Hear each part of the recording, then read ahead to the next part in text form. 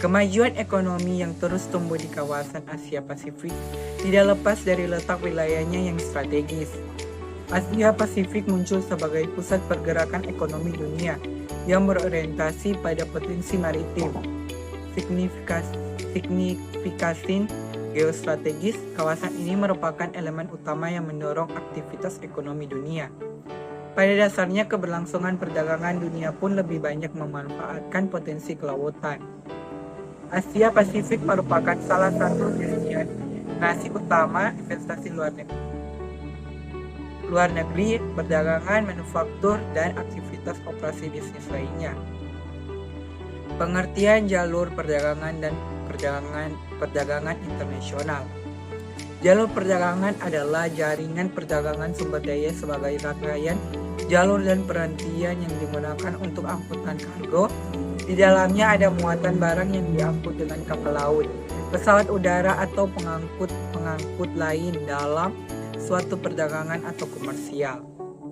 Perdagangan internasional adalah perdagangan yang dilakukan oleh suatu negara dengan penduduk negara lain atas dasar kesepakatan bersama.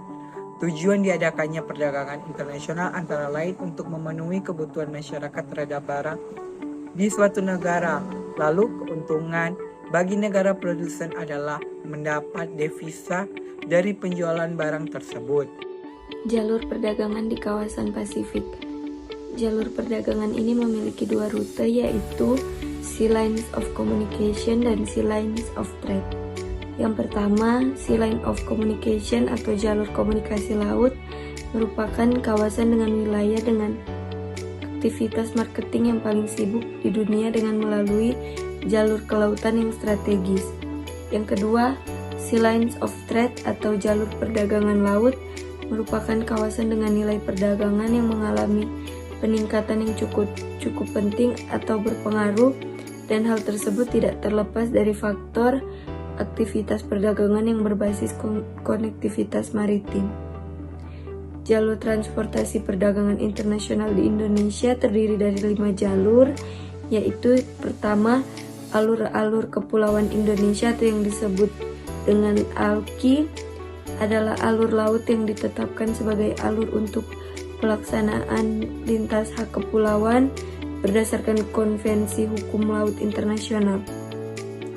Yang kedua, Indonesia terletak pada posisi silang antara benua Asia dan Australia serta di antara Samudra Pasifik dan Samudra Hindia. Lokasi ini menguntungkan karena menjadi inti jalur perdagangan dunia. Yang ketiga, jalur laut. Jalur laut adalah jalur yang paling efisien untuk mengangkut barang yang berjumlah besar. Yang keempat, Indonesia terletak di jalur strategis perdagangan internasional dan yang disebut jalur sutra laut, yaitu Tiongkok dan Indonesia melalui Selat Malaka ke Indonesia.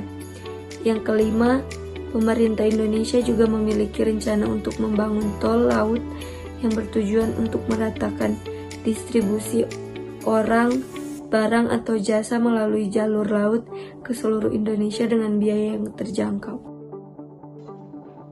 Pengertian infrastruktur. Infrastruktur disebut juga dengan prasarana, yaitu segala sesuatu yang merupakan penunjang utama terselenggaranya suatu proses atau sebagai layanan dan fasilitas yang diperlukan agar perekonomian dapat berjalan dengan baik. Infrastruktur artinya wujud modal politik agar investasi yang dilakukan oleh pemerintah. Infrastruktur berfungsi untuk memfasilitasi dan mendukung kelancaran kegiatan sosial dan ekonomi masyarakat seperti distribusi barang dan jasa. Secara umum, infrastruktur yang digunakan dalam perdagangan internasional adalah infrastruktur keras yang meliputi jalan raya, kereta api, bandara, dermaga, pelabuhan, dan saluran irigasi. Jadi, transportasi digunakan untuk sarana atau kelancaran pengiriman. Berdasarkan kondisi geografis dan indeks maritim global, serta adanya dukungan dari kebijakan pemerintah, menjadikan Indonesia berpotensi besar sebagai poros maritim dunia. Namun, pelabuhan-pelabuhan di Indonesia dianggap kurang efisien dan tidak dikelola dengan baik. Hal ini merupakan salah satu faktor signifikan yang menyebabkan rendahnya daya saing ekonomi Indonesia. Kurang efisiennya pelabuhan tentunya menjadi salah satu faktor penghambat dalam mewujudkan Indonesia sebagai poros maritim dunia, padahal Indonesia sangat berpotensi untuk itu. Infrastruktur transportasi laut, dalam hal ini, infrastruktur pelabuhan sangat penting sebagai penunjang dalam kegiatan perdagangan internasional, baik ekspor maupun impor. Kualitas infrastruktur transportasi yang terkoneksi dengan baik akan berimplikasi pada perputaran barang dagang yang sangat cepat sehingga akan berdampak pada peningkatan volume perdagangan serta pertumbuhan ekonomi. Maka dari itu, variabel indeks pelabuhan merupakan unsur yang penting dalam analisis perdagangan internasional.